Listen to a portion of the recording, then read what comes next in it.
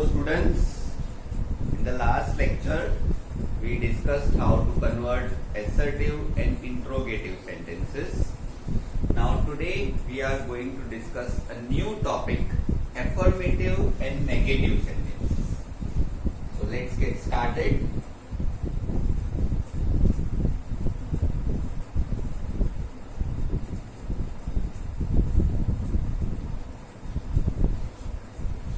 Now students, this topic is totally different from the last topic.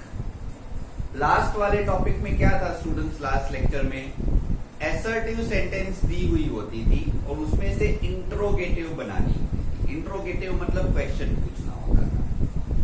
Students, उसके अंदर meaning of the sentence से कुछ लेना देना नहीं था. I had told you very frankly in that lecture कि अगर सेंटेंस पॉजिटिव है तो उसका इंट्रोगेटिव नेगेटिव होता है, अगर सेंटेंस नेगेटिव है तो उसका इंट्रोगेटिव पॉजिटिव होता है. करेक्ट? आप में से काफी सारे स्टूडेंट्स ने मुझे डाउट में भी पूछा कि सर अगर हम पॉजिटिव का नेगेटिव करेंगे तो मीनिंग नहीं चेंज हो जाएगा. लेकिन असर्टिव इंट्रोगेटिव में हमें मीनिंग के बारे में सोचना ही नहीं है, क्योंकि हम सेंटेंस की जगह पे क्वेश्चन पूछ रहे हैं. तो सेंटेंस और क्वेश्चन में फर्क तो होता ही है, right? There is always a difference between a question and answer.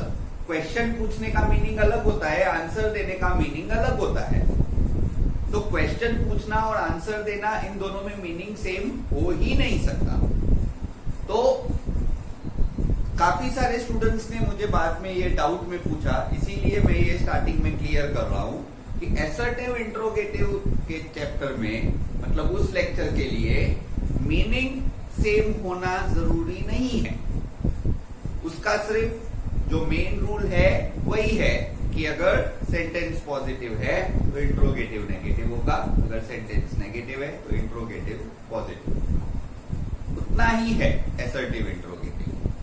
अब आज का जो टॉपिक है दैट इज अफर्मेटिव नेगेटिव. अब अफर्मेटिव नेगेटिव जो टॉपिक है ये असर्टिव इंट्रोगेटिव से टोटली डिफरेंट है. You don't have to think of assertive interrogative when you are changing from affirmative negative. ठीक है?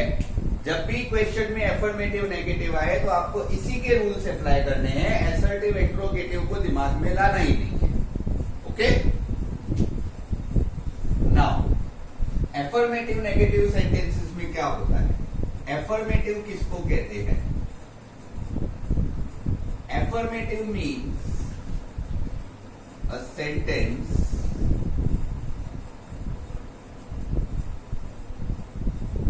without the use of a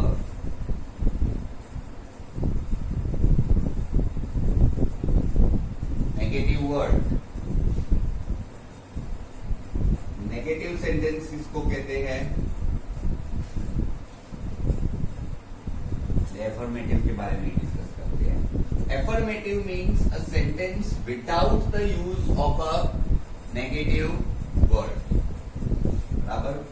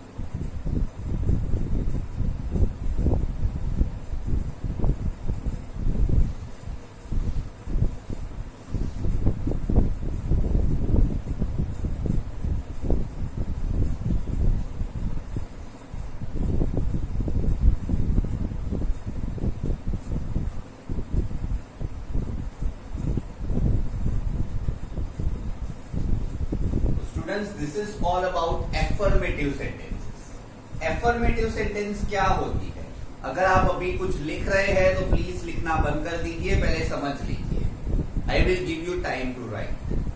Whenever I am explaining grammar, please don't write anything. Pay full attention to your screen.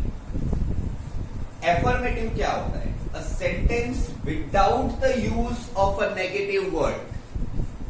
Negative word की list मैंने आपको लिखवाई थी। No, not, never, neither, nor, none.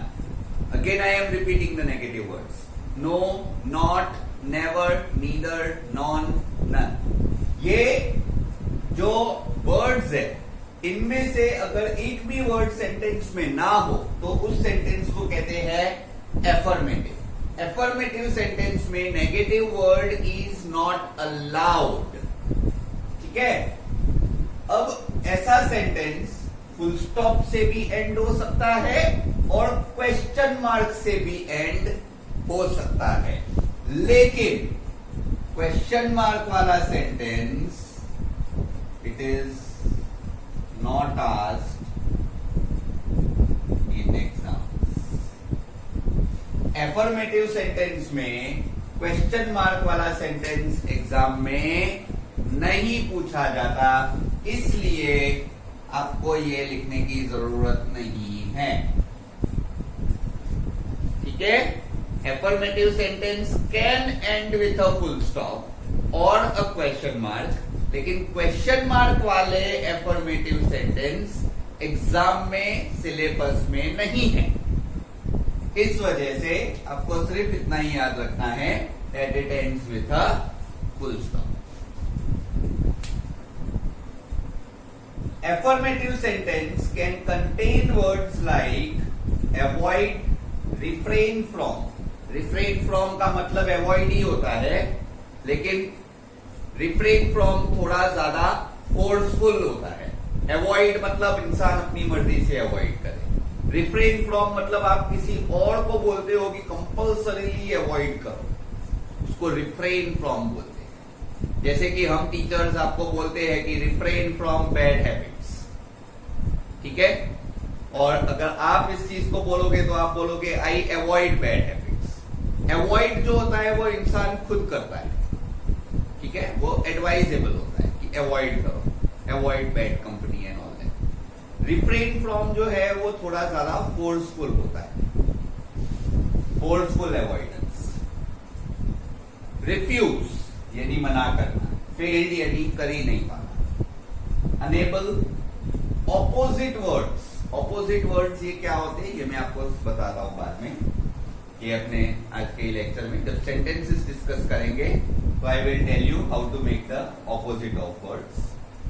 Without, this is also a word which is used in affirmative sentence. The meaning and tense should not change. This is the most important thing students.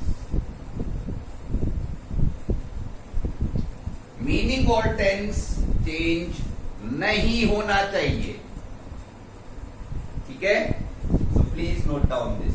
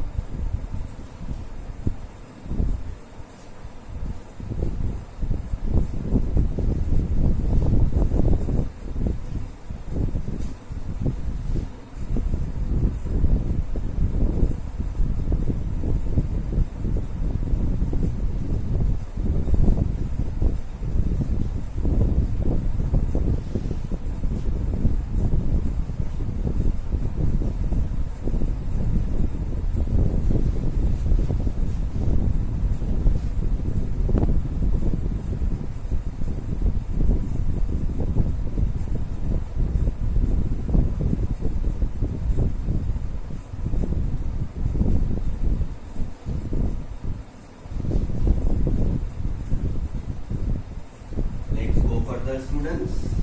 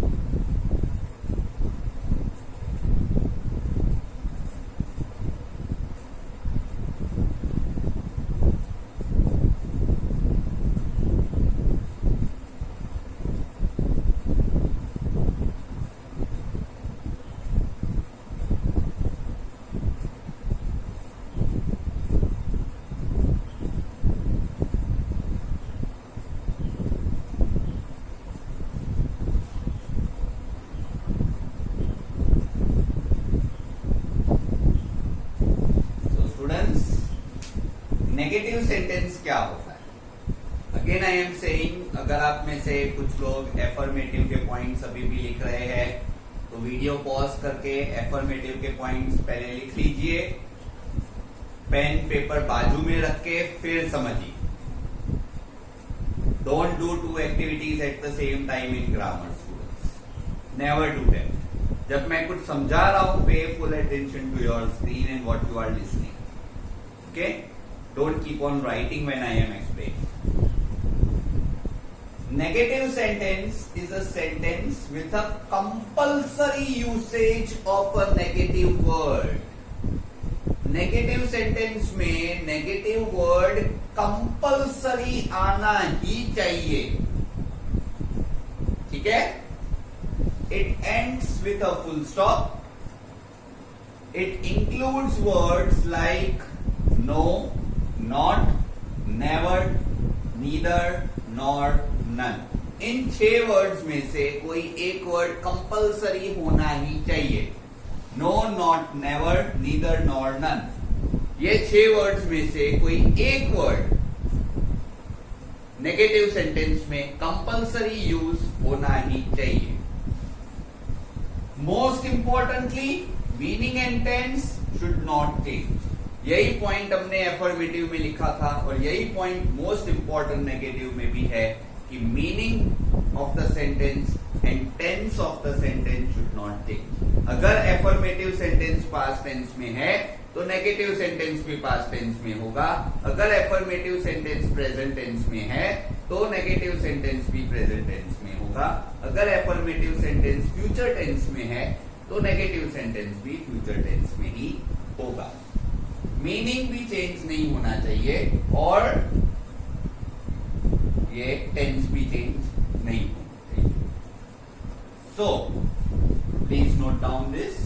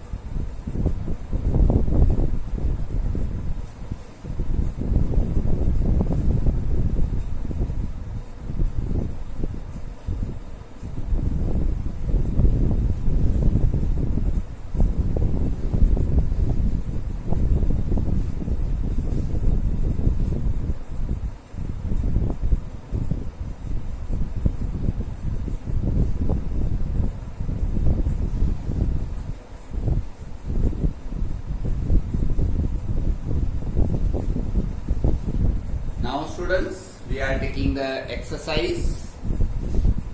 ठीक है?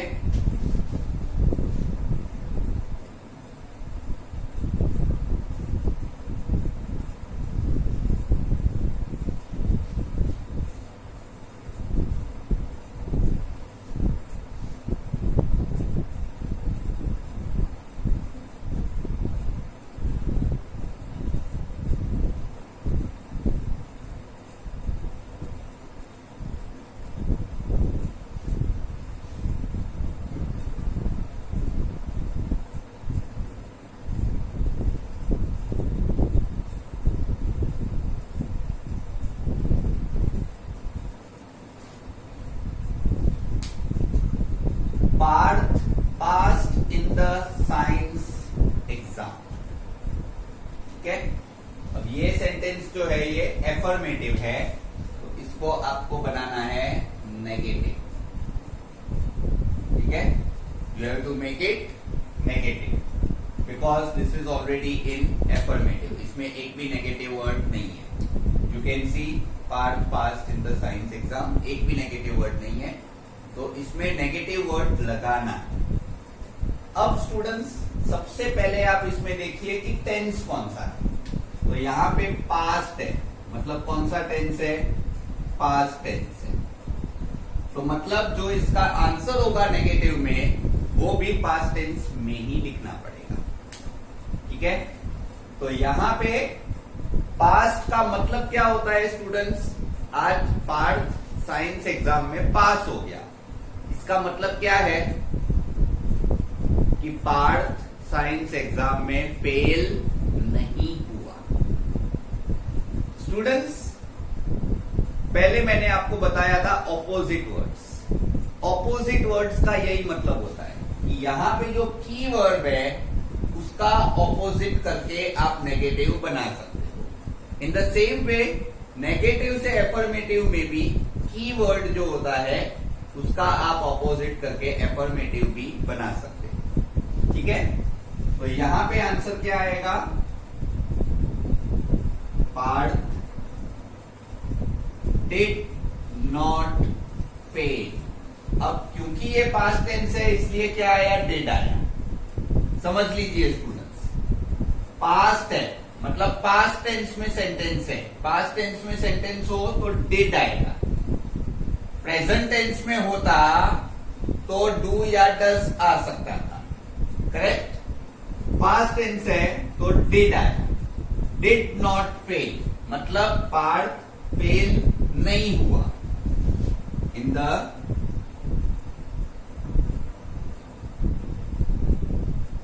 Science exam. अब students अगर ये चीज question में दी हुई होती तो अगर आप वाइस वर्सा करके देखते हो इसका इसमें भी पास कर सकते हो.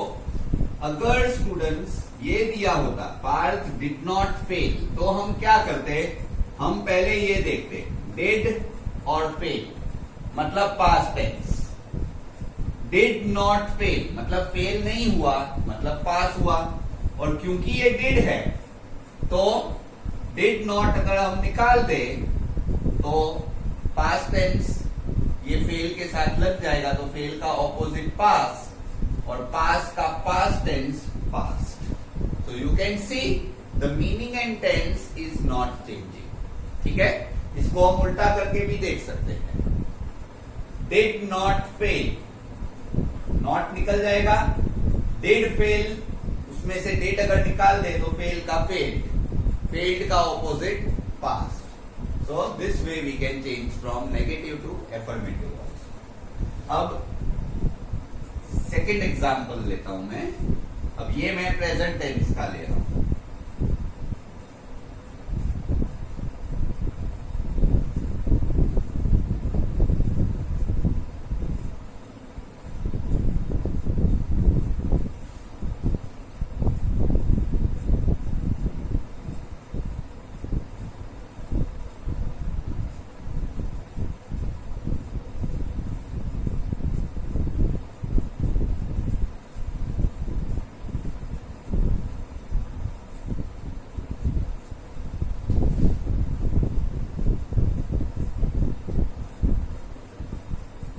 Now see here students, again we have to make a negative. The sun shines brightly in the sky. इसका हमें नेगेटिव करना है. अब यहां पे आप देख सकते हो शाइन्स है, मतलब this is present tense. Correct. The sun shines brightly in the sky. Brightly मतलब काफी तेज. ठीक है.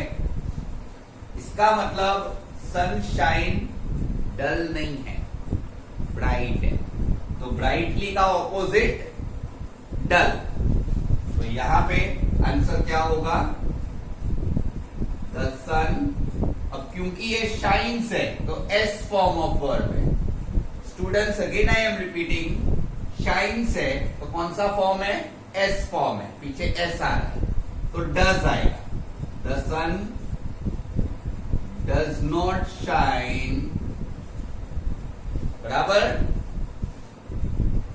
डल इन द स्काई. बराबर. The sun does not shine dull in the sky. This is the negative sentence. Correct.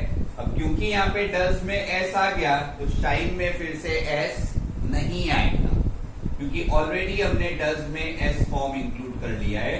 तो shine will not have the S form. ठीक है students. अब एक और सेंटेंस लेते हैं फॉर फ्यूचर टेंस.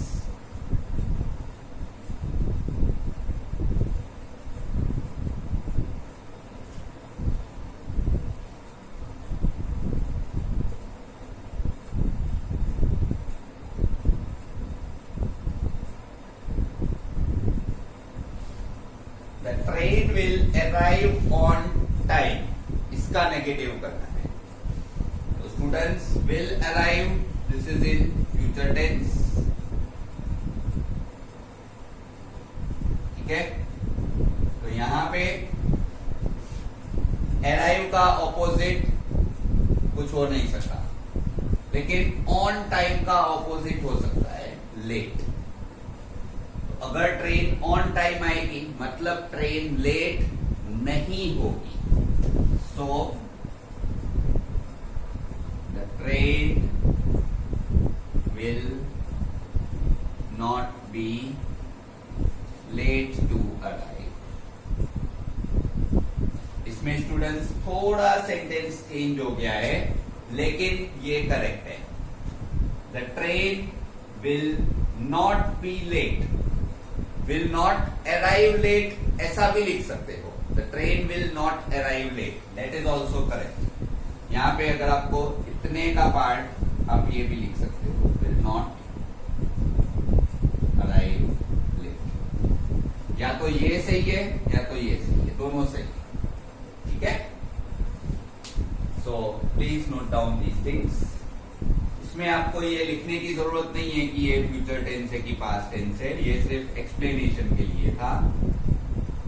ये आपको लिखने की जरूरत नहीं है. ठीक है. Please note down.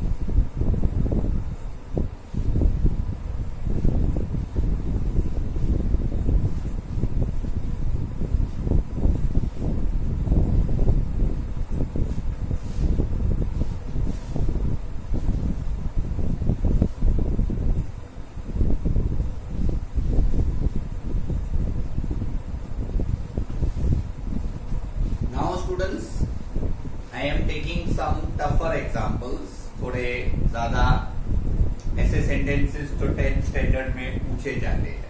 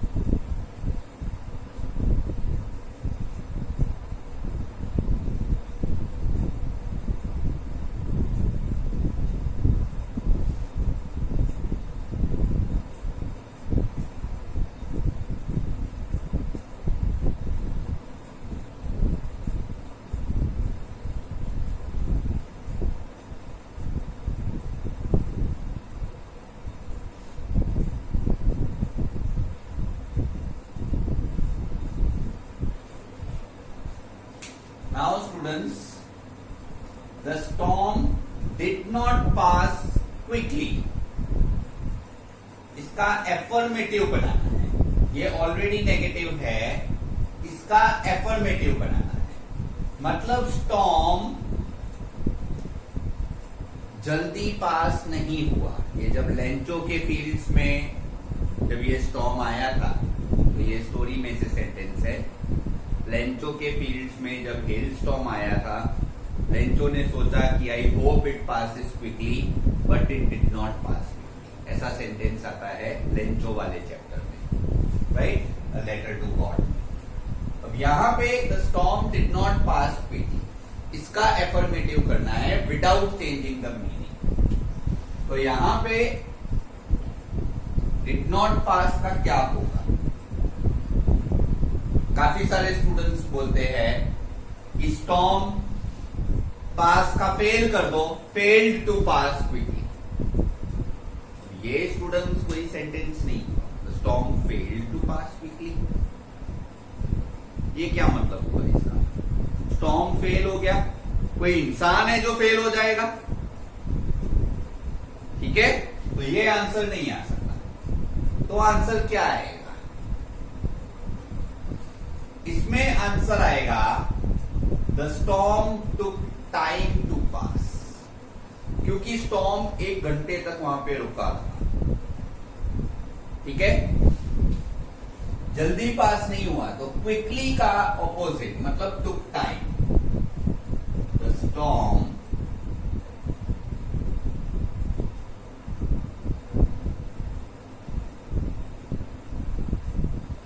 यहां पे देखिए स्टूडेंट्स, मैंने टुक लिखा है, मतलब ये टेंस को मैच करने के लिए ये पास्ट टेंस ही है. ठीक है, the storm took time to pass, मतलब it did not pass quickly, जल्दी नहीं चला गया. इट टुक टाइम मतलब बहुत देर के बाद गया. स्टूडेंट्स, ऐसे सेंटेंस थोड़े ट्रिकी हो सकते हैं, लेकिन with regular practice you can become good in affirmative negative.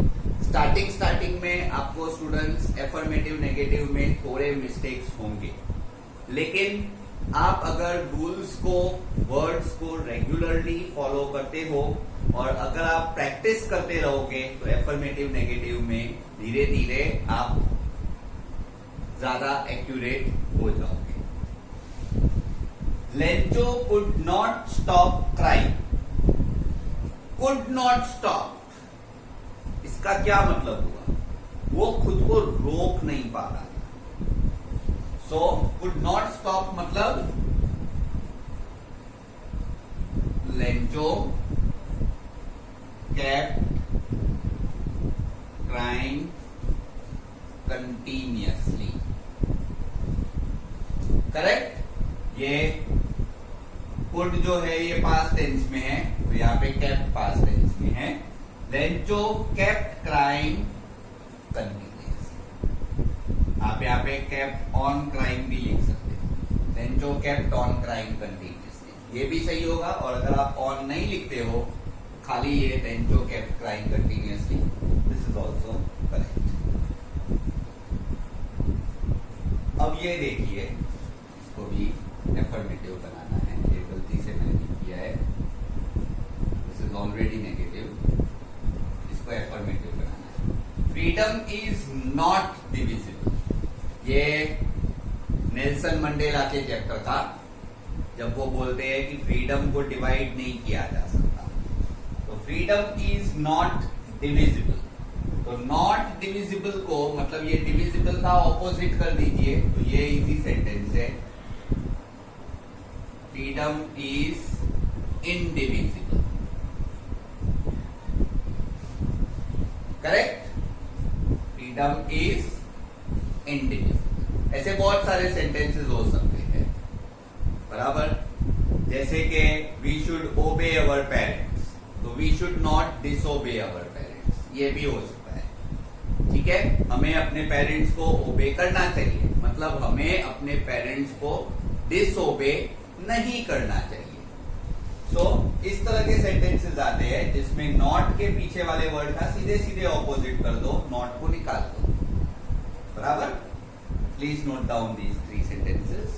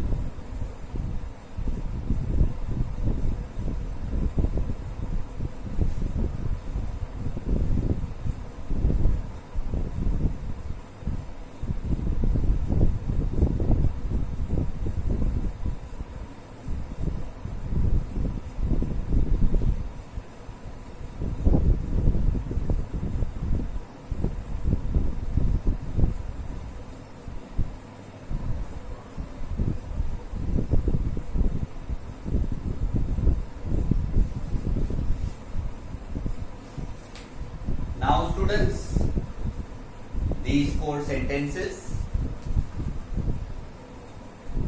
God could not have made a mistake.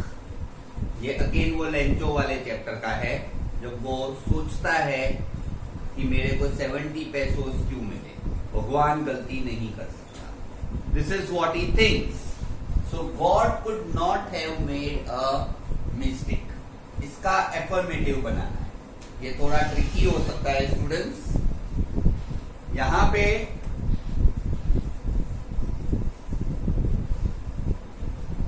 Could not have made, तो मतलब God can not make a mistake. So what will be the affirmative of this, right? Here आपको word use करना पड़ेगा avoid. ठीक है? So answer will be God avoids making a mistake. ठीक है? समझ में आया? God could not have made a mistake. अब यहां पे अवॉइड के बाद आप सोचते होंगे ये मेकिंग क्यों आया? क्योंकि जब भी अवॉइड आता है तो अवॉइड के बाद हमेशा आईएनजी फॉर्म आता है. Correct? So whenever we are using avoid we have to use ING form of the word. तो यहां पे could not have made a mistake means avoids making a mistake.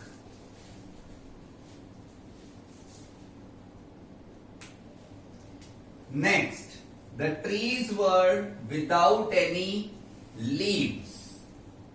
The trees were without any leaves. तो यहां पर no leave was present on the trees. Trees के ऊपर एक भी लीफ नहीं था. So no leaf was present on the trees. So the trees were without any leaves. The seagull was alone on the ledge. Seagull was alone मतलब अकेला था seagull. तो इसका मतलब कोई भी सीगल के साथ नहीं था. So there was no one with the seagull on the ledge. ठीक है? कोई भी सीगल के साथ लेज पर नहीं था.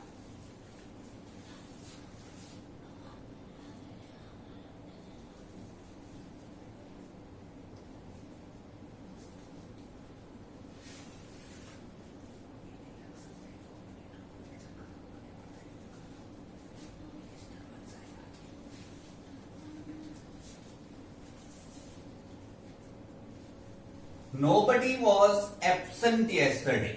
मतलब कल कोई भी एब्सेंट नहीं था. तो इसका मतलब सारे लोग प्रेजेंट थे. Everybody was present yesterday. Correct? सब लोग yesterday प्रेजेंट थे.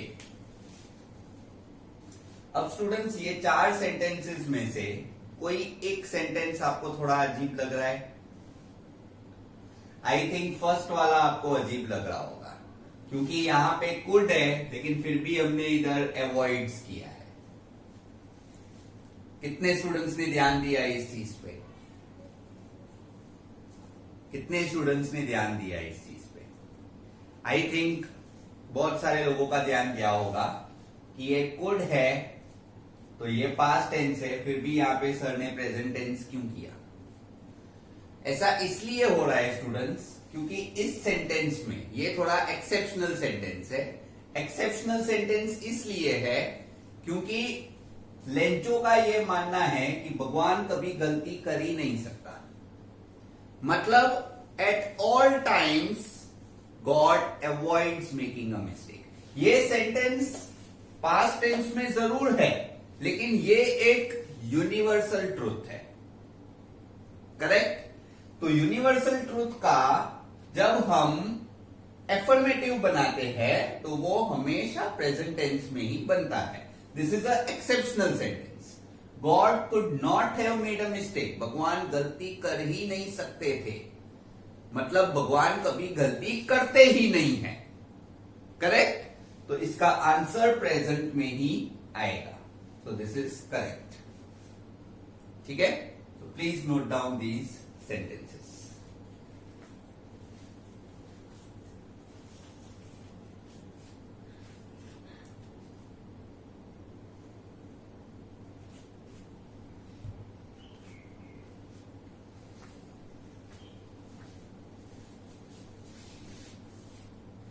So with this, students, we are at the end of today's lecture. I hope you have understood everything. And suppose you have not understood something, then please either call me or WhatsApp me on the same day or on the next day after doing this lecture, right?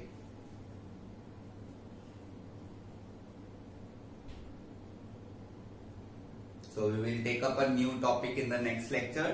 Till then, goodbye, students.